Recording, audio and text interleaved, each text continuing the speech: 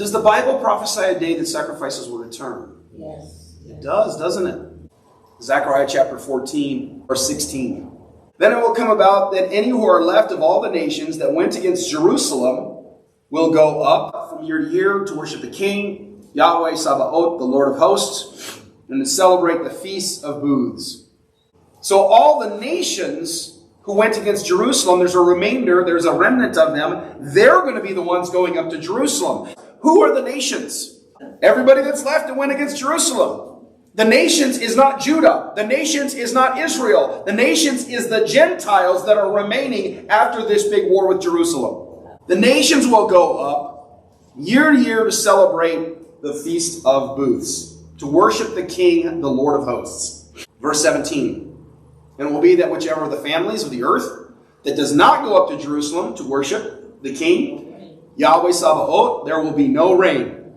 Verse 18, the family of Egypt that does not go up to enter, there will be no rain to fall upon them. It will be the plague with which Yahweh smites the nations who do not go up to celebrate the Feast of Tabernacles. Most of the church thinks the tabernacles are done. They don't matter. Feast of Sukkot is obsolete.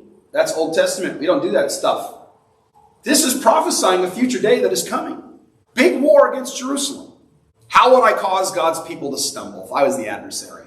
Convince them that these things are no longer relevant for them. I'd convince them that these things don't apply to them, that these things don't matter, and that these things are archaic, that these things have no real significance, that they're too hard. You can't do them, right? I can do all things through Christ who strengthens me, except do the Torah.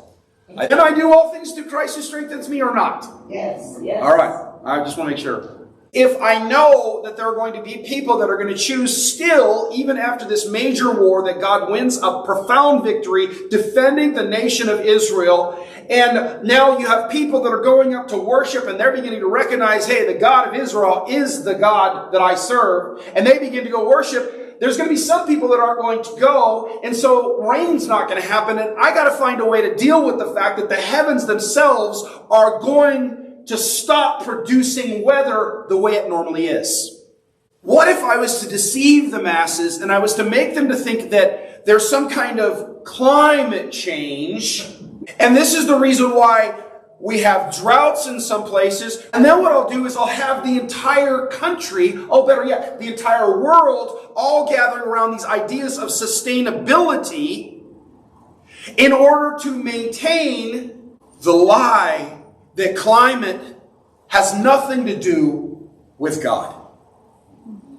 If the scripture prophesies that those who do not go up will have no rain, then the Antichrist has got to find a way to answer for this sign from the heavens.